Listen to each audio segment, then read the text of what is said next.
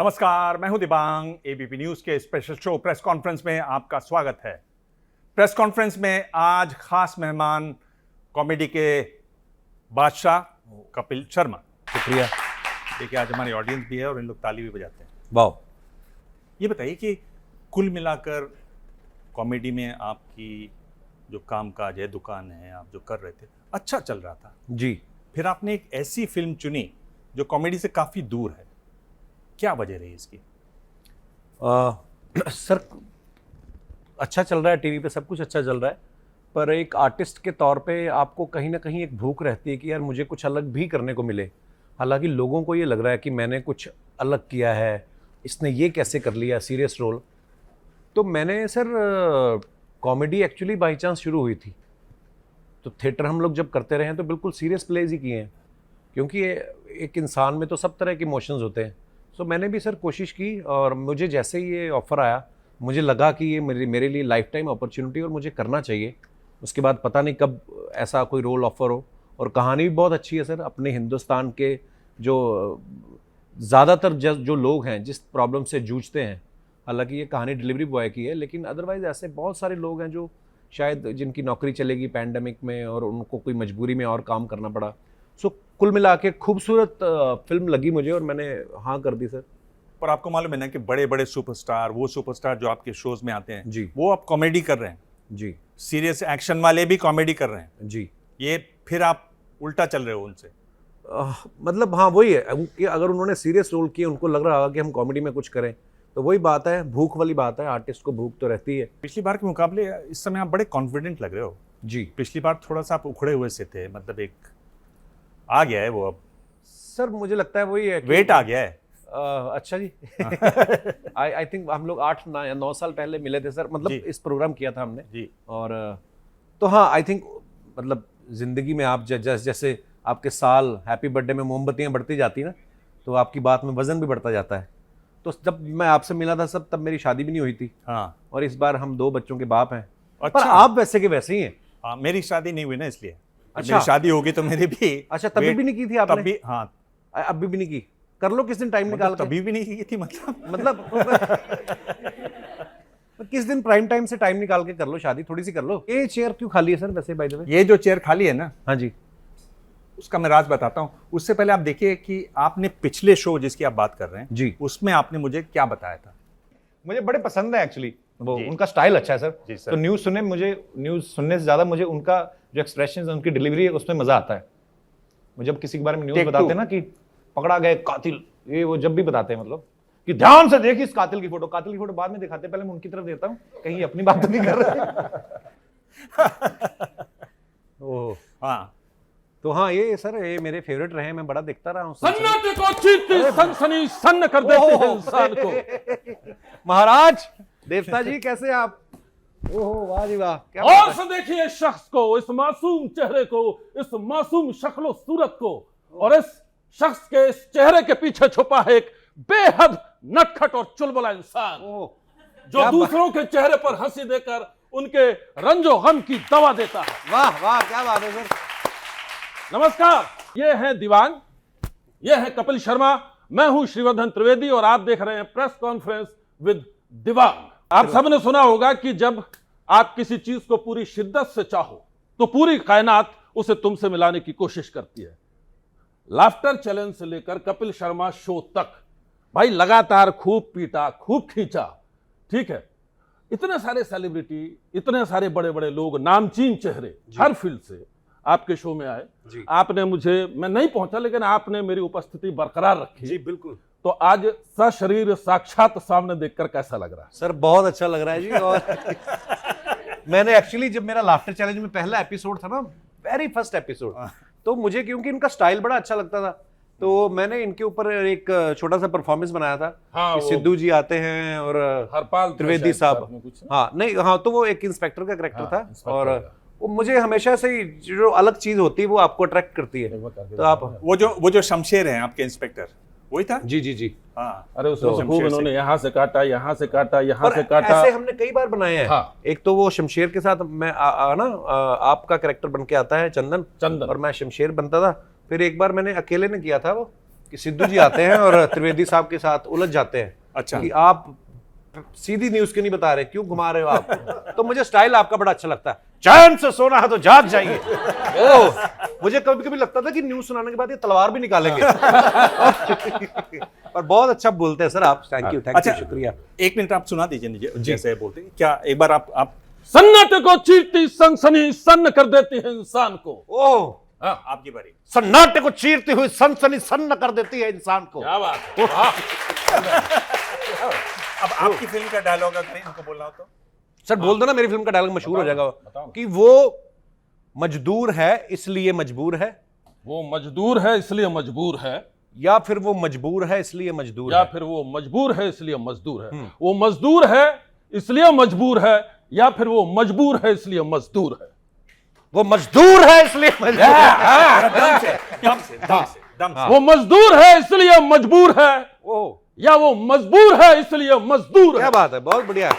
शुक्रिया शुक्रिया त्रिवेदी साहब, थैंक यू सर जी, आपकी मोहब्बत के लिए। विराजे महाराज। शुक्रिया शुक्रिया। आपकी फरमाइश है उसको जी। सुनेंगे, पर आप हाँ, बैठिए मैं बैठता क्योंकि ये हूं। सीट खाली थी। इन्होंने पूछा ये सीट खाली क्यों है। तो वाह, इसका ये तो जवाब- सरप्राइज दे दिया आपने, बड़ा कमाल का। आपका जो शो है उसमें आपने बड़े सारे बदलाव किए हैं। जी मैं देख रहा हूँ कि आप लोगों को, फिल्म स्टार्स तो आ ही रहे हैं और फैमिलीज भी आ रही हैं। जी सर, हाँ, कोशिश रहती है कि हर हफ्ते कुछ ना कुछ नया किसी तरीके करते रहें। हमारे शो में भी कुछ नए आर्टिस्ट भी ऐड होते हैं जो कि अलग अलग किरदार निभाते हैं। और इस बार हमने सोचा कि फिल्म प्रमोशंस तो होती हैं, कुछ अलग अलग लोगों को लेके आया जाए, कुछ नए इन्फ्लुएंसर जो हैं डिजिटली जो बड़े पॉपुलर हो रहे हैं, कुछ जो यूथ के साथ बड़ा कनेक्ट करते हैं, कुछ अच्छे मोटिवेशनल स्पीकर, तो उनको लेके आए हैं। तो ऑब्वियसली वो बड़ा अच्छा रिस्पॉन्स आया उनका। फिर न्यूज़ एंकर्स को भी हमने बुलाया। सो ऐसे ही अलग अलग कोशिश रहती है सर, करते रहें। जो मोटिवेशनल स्पीकर आ रहे हैं आपके शो में, जी उनमें एक हैं जिनका हम अभी क्लिप देखते हैं। जी जी, please। और ये कहीं ऐसा तो नहीं है कि आप बाबा बनना चाह रहे हो? आइडिया बुरा नहीं है सर, वैसे लागत कुछ नहीं है, सिर्फ प्रॉफिट है। दाढ़ी और बढ़ानी पड़ेगी। नहीं, हम मुझे लगता है कि देखिए वो भी कोशिश करते हैं कि लोग जो हैं कहीं उनके चेहरे पे मुस्कुराहट आए। हम ऑलरेडी बाबा वाला ही काम कर रहे हैं सर, बाबा लोगों वाला को काम हंसा रहे हैं लोगों को। और नहीं, ये आप बात सही कह रहे हैं क्योंकि ये जो क्लिप है इसमें ये बाबा वाला ही काम है। जी, आप में से कितने लोगों ने कभी उपवास किया है, जैसे धार्मिक उपवास? किसी ने रोजा किया है यहाँ जी? किसी ने जन्माष्टमी नवरात्रि की है? किसी ने पर्यूषण किया है? पर्यूषण है ना। देखिए मैं आपको एक बात बताऊं, आप कट टू 2023 है जी। आपको अगर 2023 में उपवास करना है ना, एक दिन बिना स्मार्टफोन के, बिना इंस्टाग्राम के, बिना व्हाट्सएप के, बिना फेसबुक के, बिना लिंक्डइन के, बिना ट्विटर के, बिना स्नैपचैट के, बिना गूगल के, बिना टिंडर के, एक दिन ऐसा उपवास करके दिखाइए, खुदा नीचे उतर के आएगा, बोलेगा बस कर पगले, रुलाएगा क्या? अच्छा देख लो, उन्होंने बोला कि एक दिन उपवास कीजिए, लेकिन सारे प्लेटफॉर्म पता उनको भी है कि लिंक्डइन भी होता है, गूगल भी होता है ना। पर हाँ, अच्छा वो तो अच्छी ठीक बात है। बोली, लेकिन उन्होंने उनको टिंडर भी पता है। उनको टिंडर भी पता है एक्चुअली। तो एक आपके पूरे प्रोड्यूसर की फैमिली चली आई उसमें। जी अच्छा वो जी, कैसे? हाँ, वो बड़ा मजेदार सर एपिसोड था। सलमान भाई आए, अरबाज भाई आए, सोहेल भाई आए, और सबसे बड़ी बात थी पहली बार सलीम खान साहब आए। तो वो बुजुर्गों के जो किस्से होते हैं सर, वो अपने आप में ही मतलब यूनिवर्सिटी हैं सलीम साहब। तो बड़े मज़ेदार उन्होंने किस्से सुनाए और बड़ी खूबसूरत बातें कहीं, जो कहीं तो आपके दिल में छप जाती हैं चीज़ें। जैसे उन्होंने एक बात बोली थी, बड़ी वायरल हुई, कहते कि जब आंसू आए तो खुद पहुँचिएगा, लोग पहुँचने आएंगे तो सौदा करेंगे। तो बात बड़ी मज़ेदार थी। सो ऐसी बहुत कई अच्छी बातें वो सुना के गए। एक बार जैसे उन्होंने बात कही कि जब आदमी का वक्त अच्छा होता है तो आप जिधर बॉल बैट घुमाओ उधर ही बॉल लगती है। हाँ, सो वो एक्चुअली बातें बड़ी काम की थी और तजर्बे वाली बातें हैं। तो आपको मालूम है कि वो चुटकुले भी बहुत अच्छे सुनाते हैं। बहुत मैंने बहुत। उनका इंटरव्यू किया था। अच्छा जी, उन्होंने मुझे एक सुनाया जो मैं अभी आपको सुना रहा हूँ। अच्छा जी, उसके बाद आपको जो सुनाया होगा वो आप बताइएगा, और बताइएगा ये वाला उन्होंने सुनाया कि नहीं सुनाया। अच्छा जी। एक बीवी थी, वो अपने हस्बैंड पे बहुत शक करती थी।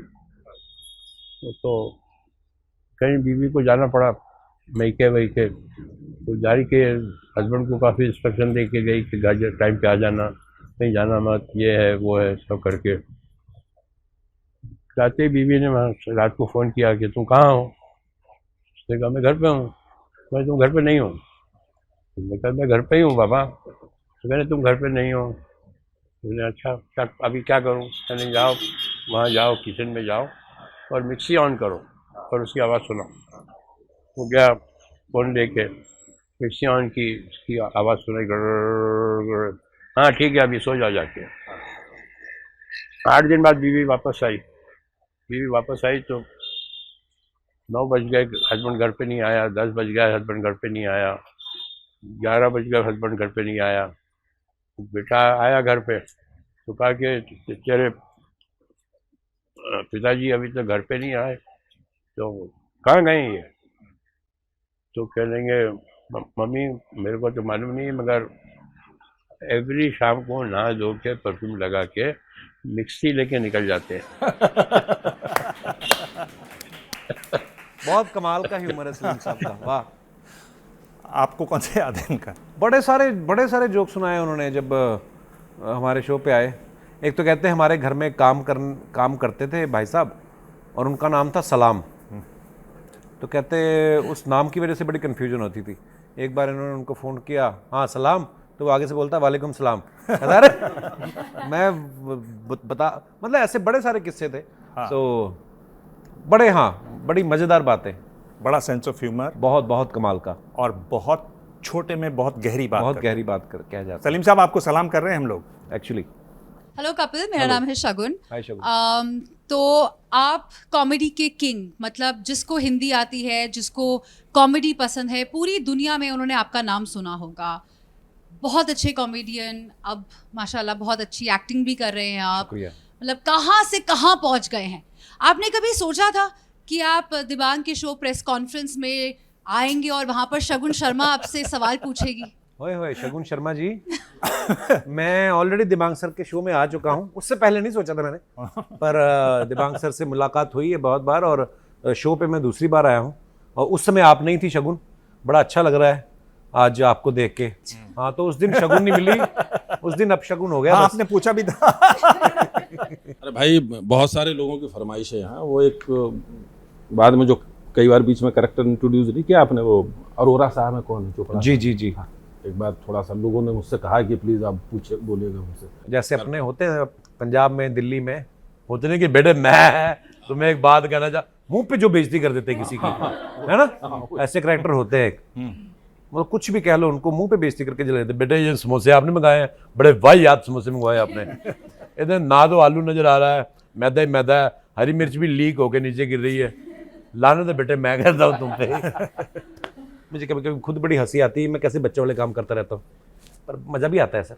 अच्छा भाई एक बात बताएं जी। एक बड़ी खूबसूरत लाइन है कि वक्त को जिसने नहीं समझा उसे मिटना पड़ा है, बच गया तलवार से तो फूल से कटना पड़ा है। क्या बात। क्यों न कितनी ही कठिन हो, क्यों न कितनी ही बड़ी हो, हर नदी की राह से चट्टान को हटना पड़ा है। तो कपिल शर्मा एक ऐसी नदी है, हम ये मानते हैं, क्योंकि जितनी सारी चीज़ें हुई हैं, अप एंड डाउन्स हुए हैं, ऑड एंड इवन्स हुए हैं, कंट्रोवर्सीज हुई हैं, तमाम तरह की चीज़ें, बहुत सारी झंझावातों से निकल करके मैं समझता हूँ कि जो बहादुर वो नहीं है जो गिरता नहीं है, जो गिर के वापस खड़ा हो जाता है वो बहादुर है। तो भाई एक बार जोर से तालियां इनके लिए होनी चाहिए। कोई ऐसा पल, कोई ऐसा मूवमेंट, इतने सारे लोगों से मुलाकात होती है, कॉन्फिडेंस लेवल ईश्वर की कृपा से बहुत ज़बरदस्त है, सब है। कोई ऐसा पल, कोई ऐसा वाकया जब सच में भीतर से डर लगा हो या बहुत नर्वसनेस हो गई हो अचानक कि यार अब कैसे मैनेज किया जाएगा, किसी भी चीज़ से या किसी चीज़ से डर लगता है कपिल को? सर होता है, शुरुआत में ऐसा बहुत बार होता है जब आप कुछ नया करने जाते हैं। जैसे नया शो शुरू कर रहे थे हम लोग, तो उस समय किसी को पता नहीं था क्या होने वाला है, कोई आने को भी शायद तैयार नहीं था, और धर्मपा जी ने हाँ कर दी, बहुत बड़ा दिल है उनका। और जब वो आए तब भी मेरे मन में एक डर था, हालांकि पूरा मेरा प्रेपरेशन था उस शो को लेकर, फिर भी एक डर था मन में कि यार आज पहला दिन है। जो ना पहला दिन कैसा होता है, आपने भी कभी ना कभी शुरुआत की होगी, तो वो पहला दिन जो होता है वो उस दिन आप नर्वस भी होते हैं, डर भी होते हैं, पर वो शायद वो डर और नर्वसनेस की वजह से वो बहुत अच्छा हुआ एपिसोड। और उसी का एक कारण था कि वो एपिसोड जो था जब शूट हुआ तो कॉन्फिडेंस लेवल बढ़ गया ऑब्वियसली कि बहुत अच्छा शूट हुआ। और 24 एपिसोड के लिए जो शो बनाया था उन्होंने मुझे 10 एपिसोड और बोल दिए, 34 या 36 एपिसोड बनाइए, और फिर उसके बाद पता ही नहीं चला कब 10 साल निकल गए। तो नर्वसनेस होती है सर, आज भी होती है बहुत बार, मुझे लगता है वो जो नर्वसनेस होती है वो बहुत क्रिएटिव होती है, और वही अच्छा काम करने की प्रेरणा बिल्कुल बिल्कुल सर, और वो होनी भी चाहिए कभी कभी। होनी भी चाहिए। जी। आपकी जो फिल्म जब हमने पिछली बार बात की थी तब आने वाली थी किस किस से प्यार करूं, जी वो अच्छी चल गई थी, फिर बहुत उसके बाद आपने कॉमेडीज नहीं की? सर उसके बाद वही है, फिर एक अगर एक ऐसी फिल्म आप कर देते हो, 4 बीवियों वाली कर दी फिल्म, एक और आदमी आ गया इसमें आपकी 6 बीवियां हैं। मैं कह यार ये थोड़ी ना कि एक फिल्म में 4 थी अब तुम 2-2 बढ़ाते जाओगे। तो कोई अच्छा सा सब्जेक्ट आए। फिर दूसरी बार मैंने कोशिश की, खुद प्रोड्यूस की मूवी एक, सो मेरे दोस्त ही थे, उन्होंने कहानी लिखी थी, पर वो इतना अच्छा वर्क नहीं की, पर वो बड़ा दिल से हमने बनाई थी सर। और बात वही है सर, टीवी पे जैसे आपने कहा कि दुकान अच्छी चल रही है, हाँ। तो फिल्में तभी करनी है जब बड़ा दिल कोई अच्छी लगे। हाँ। तो ये फिल्म जो है मुझे कहानी बड़ी अच्छी लगी, मुझे लगा कि करनी चाहिए। हाँ। और जब ट्रेलर आया तो लोगों ने तारीफ भी की इसकी, सो वो अच्छा लगता है जब आपकी मेहनत थोड़ी अप्रिशिएट होती है। जी। तो इसलिए सर कम फिल्में करता हूँ। पर क्या आपको लगता है कि बिट्टू एक तरीके से बड़ा हो गया और जूनियर अमिताभ जो था वो? नहीं, सबका टाइम होता है। मैं जब आया था तो मेरे से सीनियर और थे जो, जब आप कह रहे और सबका टाइम होता है मतलब अपना टाइम गया? नहीं अब मतलब इनका आ गया? सबको टाइम मिलना चाहिए। अच्छा। सबको टाइम मिलना चाहिए। मुझे भी बहुत मौका दिया हिंदुस्तान की ऑडियंस ने, तो खूब काम किया, अभी भी करता जा रहा हूँ। तो मैं जब आया था नया तब कोई और पुराना था, ये जब नया आया था तो मैं पुराना था। ये राजू भाई का बड़प्पन है, ये उन्होंने ऐसी बात बोली कि मैं पुराना हो गया जब ये आया। हालांकि ये वन ऑफ द गुरु हैं सब स्टैंड अप कॉमेडियंस के। सो हमने बड़ी छोटी छोटी चीज़ें जो बारीकियां हैं राजू भाई से सीखी हैं, बहुत जल्दी ऊपर वाले ने बुला लिया। तो हम हमेशा ही याद करेंगे इनको जी। और जो भी स्टैंड अप कॉमेडी करना चाहते हैं अगर इनके क्लिप्स देखते रहें वो उसी से बहुत कुछ सीख जाएंगे। बहुत अच्छी ट्रेनिंग है उसमें। बहुत बहुत सर, अपने आप में एक अलग उनका क्राफ्ट था और उसके मास्टर थे वो ऐसा कलाकार कभी नहीं आएगा दोबारा। ये वाला आपने अभी क्लिप देखा, आप कभी पुराने देख के लगते हो यार मैंने ये ऐसा क्यों किया, इसको ऐसे करना चाहिए हर था, बार ये मैंने लगता क्या है। पहना हुआ था? हर बार लगता है सर, हर बार लगता है कि ये दोबारा करूं मैं तो और अच्छा करूंगा। अच्छा। सो मैंने एक बार ऐसे बोला भी, अभी ज़िगैटो में भी मैंने बोला नंदिता मैम को, मैम मुझे लगता है कि ये रोल मैं अब दोबारा करूंगा ना और अच्छा करूंगा।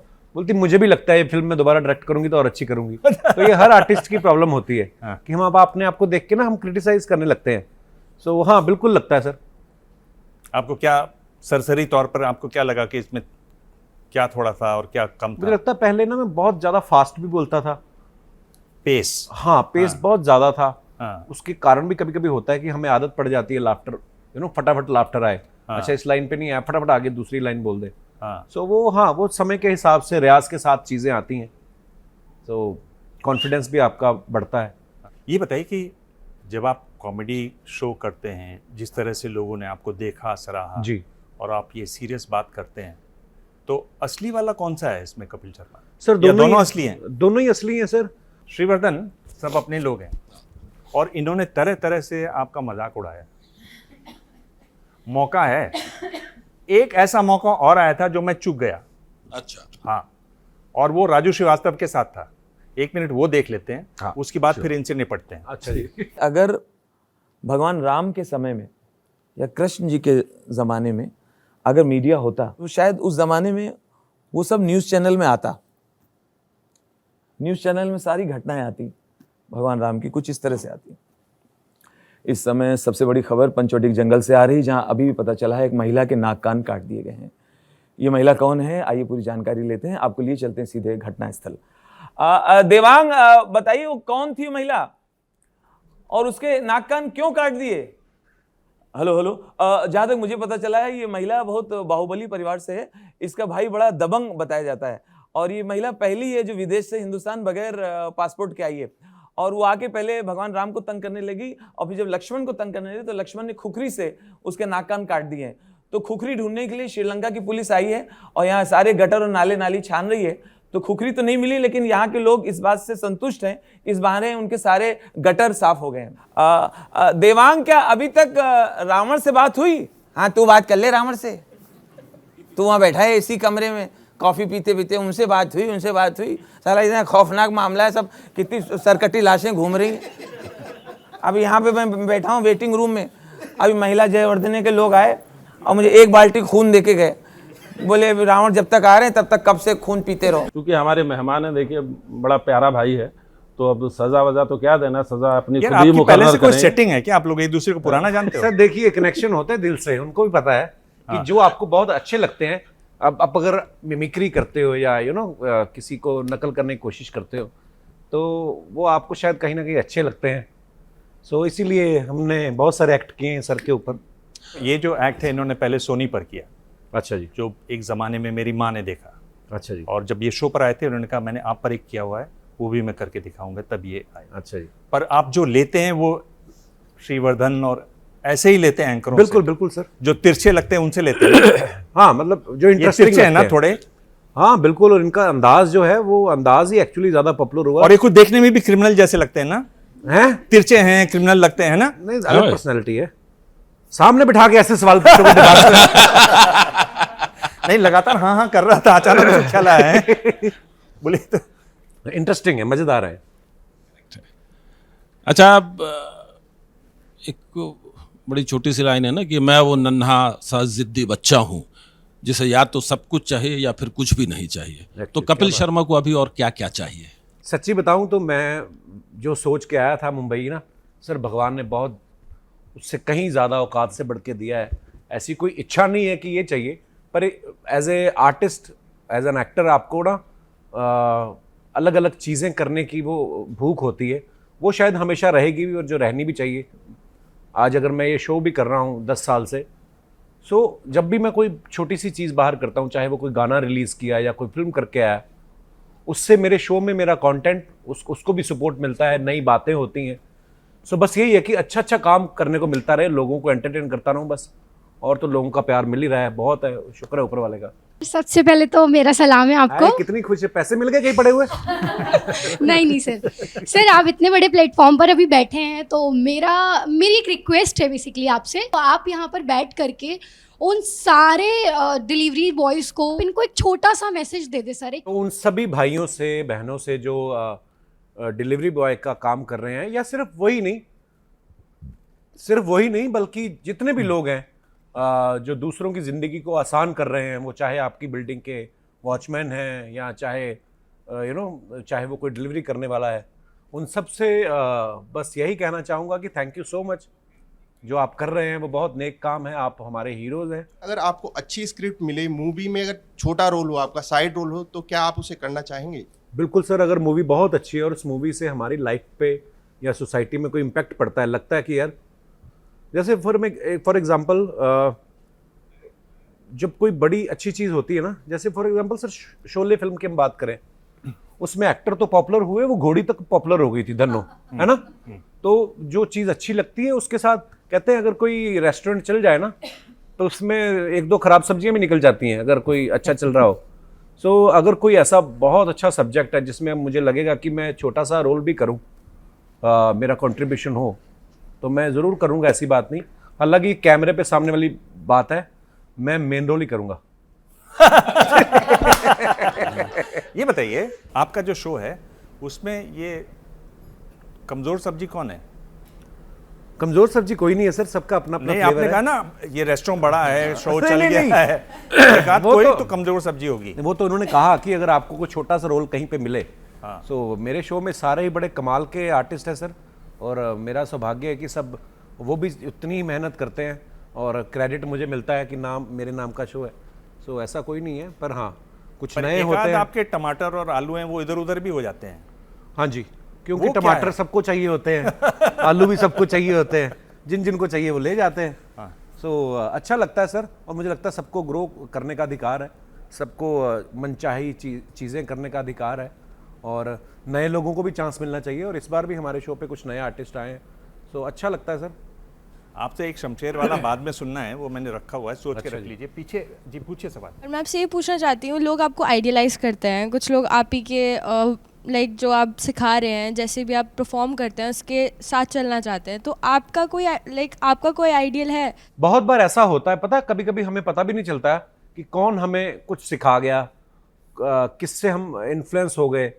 कईयों को तो हम बोलते हैं कि अच्छा बोलने को जी, मैं जैसे हम पंजाब से आते हैं, तो धर्मपा जी का नाम इतना बड़ा था उन दिनों, और उन दिनों शायद इतना इजी भी नहीं था फिल्मों में जाना। आज तो हमारे पास सोशल मीडिया है, हम अपने फेवरेट स्टार से बात भी कर लेते हैं, ऑडिशन भी ऑनलाइन हो जाते हैं। तो उस समय उनको सब देखते थे, तो हम बड़ा, है ना, बहुत सारे ऐसे किरदार हैं, शाहरुख भाई हैं, दिल्ली इसी शहर से गए हैं, ग्लोबल सुपरस्टार बन गए हैं। सो बहुत सारे लोग हैं जिनको मैं एडमायर करता हूँ, और सिर्फ यही नहीं कि अपने काम में ही, बहुत सारी और चीज़ों में। जो भी मेहनत कश आदमी है, मैं अपने फादर को बहुत एडमायर करता हूँ। वो कैंसर के पेशेंट थे और उन्होंने 8 साल कैंसर डिटेक्ट होने के बाद, इतनी प्रॉब्लम के बाद भी पुलिस की नौकरी करते रहे, और पुलिस की नौकरी में कोई भी ऑफिशियल छुट्टी नहीं होती। सो वो मैं उनको बड़ा एडमायर करता हूँ, क्योंकि उनको तो मैंने और करीब से देखा है। सो बहुत बड़ी लिस्ट है। ये आपने शाहरुख का नाम लिया। अब मैं जब आपका रिसर्च कर रहा था तो बताया कि अंग्रेजी पर आप अंग्रेजी बोलने की कोशिश कर रहे थे, शाहरुख शो में थे और आपकी क्लास लग गई। क्या हुआ उस दिन? वो बड़ा मज़ा आता है जी जब आते हैं ना वो, शाहरुख क्योंकि खान। उनकी इंग्लिश बड़ी अच्छी, उनकी तो मतलब हिंदी इंग्लिश सब अच्छी है। सो उनको भी पता है कि अच्छा इसकी ये कमजोरी, तो ये पकड़ के थोड़ा खेलते हैं, मज़ा करते हैं सर। तो वो तो हमेशा ही होता रहता है। कभी भी मतलब मुझे मौका मिला 1-2 बार उनके साथ अवार्ड शो होस्ट करने का। मेरे तो शो पे अंग्रेजी भी की वो वो आए। कौन सी बात थी जो उन्होंने आपकी टांग खींची? जैसे एक बार वो आए तो बोलते हैं कि मेरा एक डायलॉग है, तू इंग्लिश में ट्रांसलेट करना। हाँ। तो मैंने कहा यार अच्छा, एक तो शाहरुख खान का डायलॉग ऊपर से इंग्लिश में, तो बोलने लगे, कहते मेरी तेरी आंखों की नमकीन मस्तियाँ। तो लड़की खड़ी कर दी, बोलते इसको इंग्लिश में बोल। हाँ। तेरी आंखों की नमकीन मस्तियाँ। हाँ। तो मैंने कहा the bhujia of your eyes, मतलब मेरे से मैं उनको पता था जानबूझ के कर रहे थे, वो तो ऐसे खेल रहे थे सर, मस्ती करते रहते हैं, मजा आता है। हाँ। और सलमान की एक खास बात है, वो जब हंसते हैं तो एकदम लोटपोट हो जाते हैं। हाँ, एकदम बच्चे की तरह दिल खोल के, है ना? अक्षय कुमार बहुत आते हैं आपके शो में, उनसे सर। कुछ इंटरेस्टिंग बातचीत को याद आती हो? उनके साथ सर हमेशा ही मजा आता है। उनमें ना एक चीज बड़ी अच्छी है, हाँ। मतलब आज भी वो इतने बड़े सुपरस्टार हैं, बहुत मेहनत करते हैं सर। और अक्षय पाजी जब आते हैं ना, मेरे को थोड़ी टेंशन कम होती है, क्योंकि सारा एपिसोड वो खुद ही डिजाइन कर लेते हैं। मैं आऊंगा, मैं स्टैंड अप करूंगा, तू खड़ा रहना चुपचाप, ठीक है? और फिर वो शुरू हो जाते हैं धड़ाधड़, मुझे बड़ा मजा आता है। अच्छा, उनको आप एक बात बोलो, वो आगे 4 सुनाते हैं आपको। तो वो जो हेल्दी होता है ना, कि एक कंपटीशन सा हो जाता है कि यार मजा आ जाता है, और लोग भी बड़ा एंजॉय करते हैं। I love him actually. बड़े इंस्पायरिंग अक्षय पाजी, बड़ा उन्होंने स्ट्रगल किया अपनी लाइफ में, और बहुत फेलियर भी देखा है बीच में जब उनकी फिल्में नहीं चली थी, और उस आदमी ने सिखाया कि कैसे चलते रहना ही जिंदगी है। और आज देखो आप फिर कितने बड़े सुपरस्टार हैं। अरे पर उन्होंने, मैं देखा एक शो में वो बोल रहे थे, मैं रिसर्च जब कर रहा था, कि उन्होंने कहा कि अब तू बोलेगा ना, ये बड़ा मनहूस है, ये बोलेगा अब ये फिल्म फ्लॉप हो गई, और वो शायद फ्लॉप भी हो गई। ऐसा कुछ नहीं है सर, वो मस्ती में ही होती हैं बातें। सो उन्होंने वैसे ही कहा। बट हाँ, अगर आप निकले हैं दौड़ में, कभी पहले नंबर पे तो कभी दूसरे नंबर पे, तो होता ही है। सो ऐसा कुछ नहीं है। अगर ऐसा होता, अगर उनको सच्ची में ऐसा लगता, तो वो कभी मेरे सामने तो नहीं बोलते, तो वो मस्ती में ही बात करते हैं ऑब्वियसली। जी। कपिल, आप दोनों साइड पर रहे हैं, मतलब आपने इंटरव्यू दिया भी है और इंटरव्यू लोगों के लिए भी हैं जी। अपने शो पर। आपको क्या लगता है ज्यादा मुश्किल क्या है, इंटरव्यू किसी का लेना या खुद बैठकर अपने जीवन के कुछ पहलू सबके आगे खोलना? जब मैं अपने शो में किसी का इंटरव्यू करता हूँ, मुझे बहुत अच्छा भी लगता है, क्योंकि आप कहीं ना कहीं, मैं इस इंडस्ट्री में आना चाहता था, और मेरा ये सौभाग्य रहा है, मैं जिन जिन का फ़ैन रहा हूँ, मुझे उनको मिलने नहीं जाना पड़ा, वो मेरे शो पे आए हैं सामने से। तो ये बड़ी ब्लेसिंग्स है, तो मज़ा आता है। और कई बार ऐसा भी होता है, पता है, जैसे शर्मिला जी मेरे शो पे अभी पहली बार आई, तो मुझे मेरे डायरेक्टर ने कहा कि शर्मिला जी का गाना सुना दो। मैं कहा हाँ, रूप तेरा मस्ताना। कोई सैड आता है? मैं कहा नहीं यार, सैड शर्मिला जी का मेरे को। बाद में मुझे उन्होंने याद दिला, कहते यार तुम रोज़ ही बोलते हो बोला कि दाग फिल्म का गाना एक, मेरे दिल में आज क्या है। तो मैं कहा यार ये तो मेरा फेवरेट गाना है, पर वो शायद फिल्म मैंने नहीं देखी, कहीं आसपास रेडियो पे गाना चलता था, वो बचपन में सुनते थे, तो वो गाना इतना याद हो गया, फिल्म नहीं देखी थी वो। सो जब मुझे पता चला अच्छा ये शर्मिला जी के ऊपर ही पिक्चराइज हुआ है, उनको मैंने गा के भी सुनाया। ये कह रहे हैं कि अगर आप लोग जोर से ताली बजाएंगे, ऐसी ताली जो मुंबई तक जाएगी, तो ये गा सकते हैं। ये सब लोगों के लिए है। Music night with Kapil Sharma. तुम इतना जो मुस्कुरा रहे हो, क्या गम है जिसको छुपा रहे हो।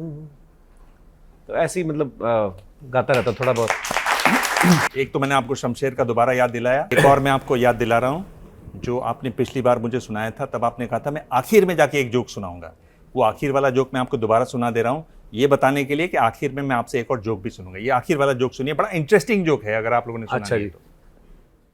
जी, जो सेल्स वाले होते हैं, जैसे अभी हम जिस होटल में बैठे हुए हैं, इनको बड़ी टेंशन रहती है सर कि टारगेट कंप्लीट करने की, कि हमें 31 मार्च से पहले ये करना है, वो करना है। ऐसे मेरे पड़ोसी हैं सर, उनको भी ना इतनी आदत पड़ गई है, सेल्स में है वो, कि रात को 2 ड्रिंक लेके ना घर में मुर्गियां रखी 6 छोटी छोटी, उनको बोल रहे हैं 2 ड्रिंक मार के, सुबह मुझे 2 अंडे चाहिए। सुबह सभी मुर्गियों ने 2 अंडे दे दिए, एक ने 1 दिया, उसको बोल रहे हैं मैंने कहा 2 अंडे चाहिए। वो बेचारी डर के बोल रही, कहती सर जी ये तो मैंने आपकी डर की वजह से दिया है, वैसे तो मैं मुर्गा हूं। तो ये सच्चाई है बेसिकली ये कॉर्पोरेट वर्ल्ड की। आखिर में सुनेंगे आपसे, आप ध्यान कर लो। एक शमशेर वाला भी है, एक सवाल।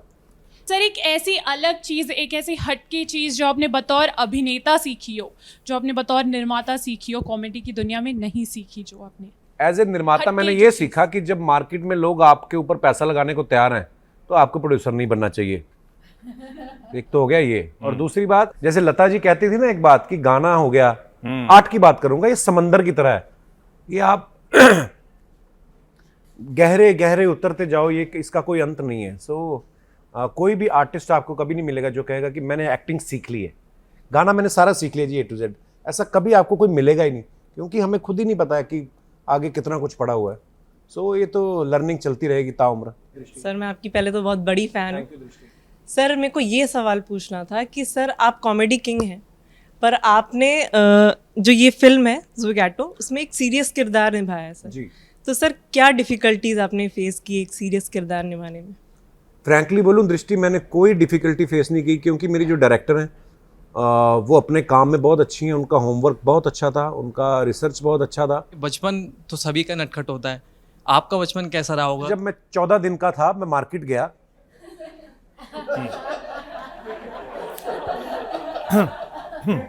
15 दिन का होऊंगा, मुझे एक पुलिस वाले ने रोका।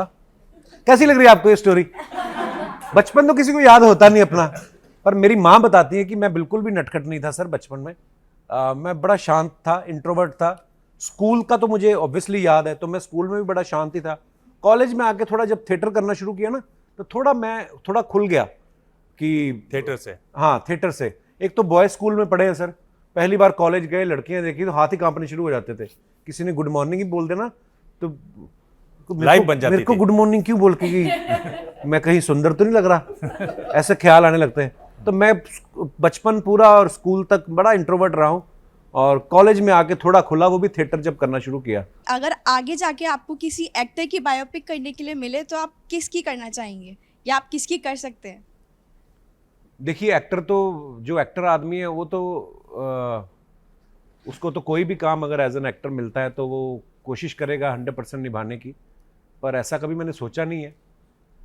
पर मुझे ऐसा लगता है कि कभी किशोर दा की कोई बायोपिक बनाए और मुझे ले ले तो मैं बड़ा शौक से करूंगा, क्योंकि मैं उनका फैन हूँ। किशोर कुमार की बायोपिक बने तो मुख्य भूमिका निभाना चाहते हैं कपिल शर्मा।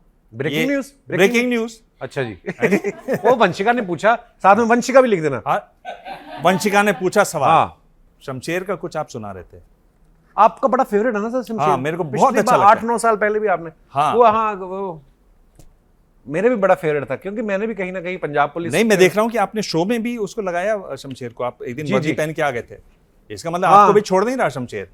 हाँ, वो एक आती है लड़की, तो शमशेर खड़ा होता है पुलिस की वर्दी में, तो वो लड़की आती है, कहते एक्सक्यूज मी मैडम, ये आप इधर क्या करने आई हैं? वो कहती मैं गरीबों में प्यार और कंबल बांटने आई हूँ।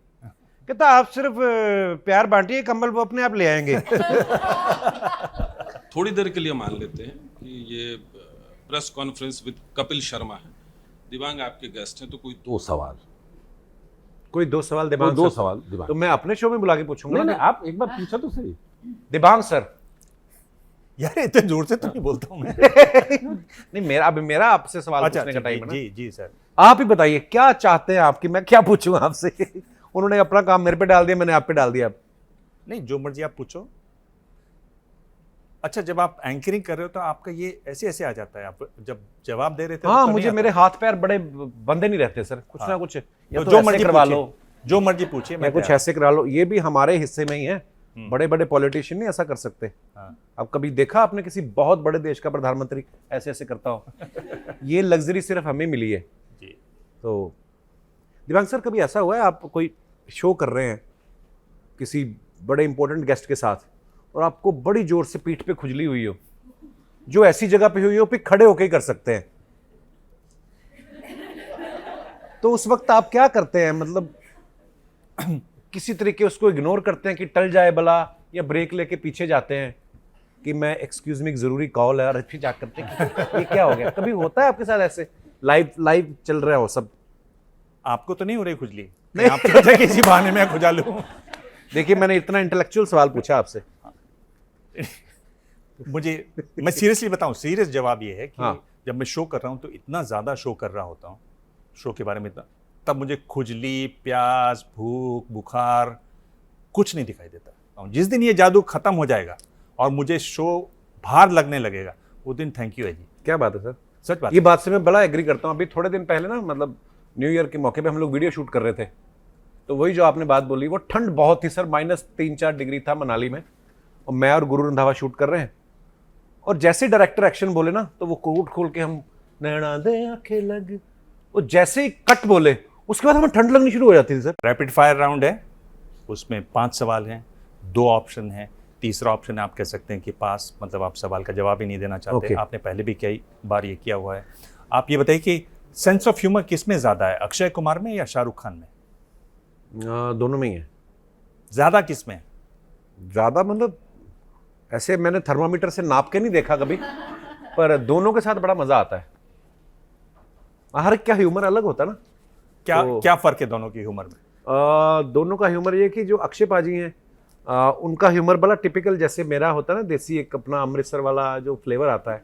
शाहरुख भाई के पास देसी वाला भी है, और वो जब इंटेलेक्चुअल थोड़ा वैसा टाइप करना हो तो वो भी कर लेते हैं। अक्षय पाजी बच्चों के साथ बच्चे बन जाते हैं वैसे तो, मेरे को इसलिए हाँ मज़ा आता है उनके जोक सुन के। जब हम लिस्ट बना रहे थे तो सबने कहा कि ये ज़रूर पूछना है। अच्छा जी। मैंने कहा उसकी तो अब शादी हो चुकी, बोले नहीं ये ज़रूर पूछना है।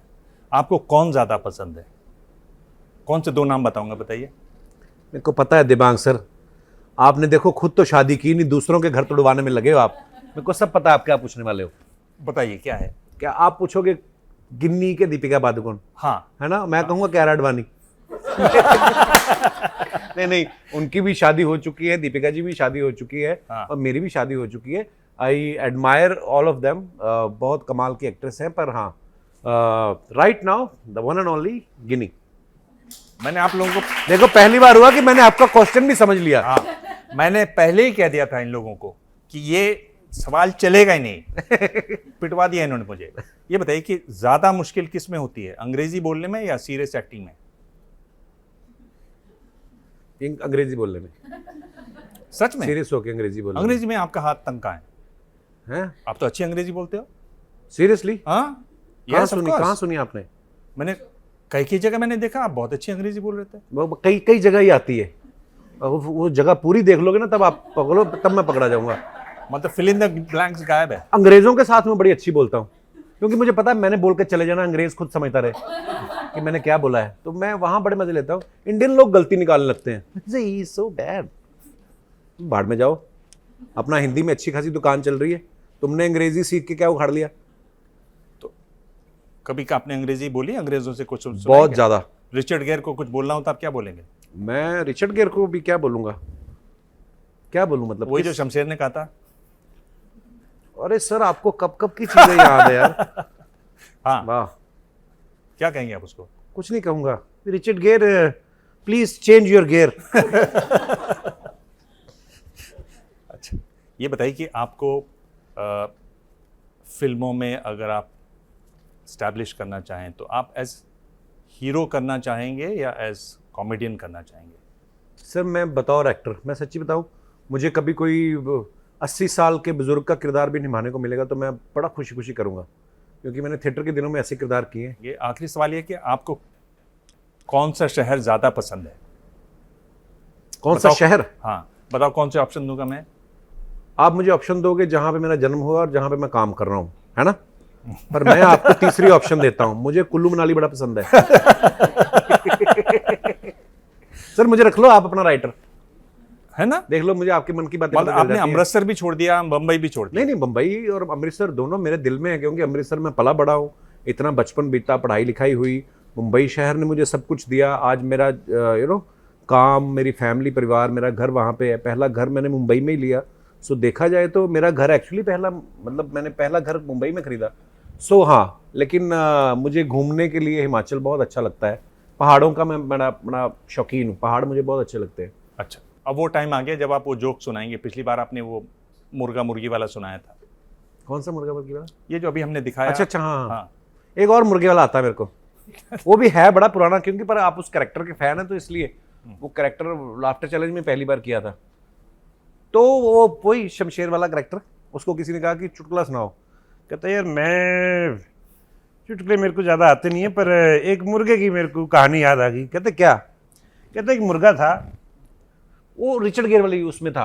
अच्छा। कहते तुम जिद्दी बहुत हो, रिचर्ड गेयर को कहता है। तो वो आगे फिर कहता क्यों जिद्दी हूँ? कहता तुम बिल्कुल उस मुर्गे की तरह जिद्दी हो। बड़ा जिद्दी मुर्गा था, बहुत ज़्यादा शरारती था। उसके मालिक ने उसे पिंजरे में बंद कर दिया तो पीछे से बाहर आ गया। मालिक को गुस्सा आया, उसने मुर्गे को पकड़ा, फिर पिंजरे में डाला। मुर्गा इतना जिद्दी, फिर पीछे से बाहर। कहता इस बार मालिक को इतना गुस्सा आया, उसने मुर्गे को काट के तड़का लगा के कढ़ाई चिकन बना के खा लिया। और मुर्गा इतना जिद्दी था। Sorry guys, some time. तो कुछ नहीं, मुर्गा निकल गया, बात खत्म। अभी मतलब आगे भी सुनना चाह रहे हैं, देखिए आप कि उसके बाद क्या हुआ। शुक्रिया Kapil Sharma, thank you so much. Thank you sir, शुक्रिया। क्या मजबूरी है मेरी, बताइए।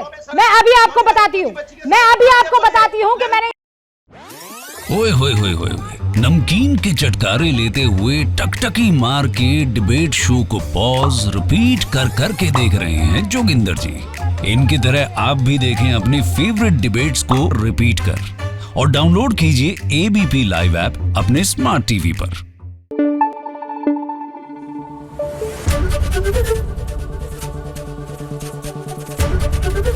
एबीपी न्यूज आपको रखे आगे।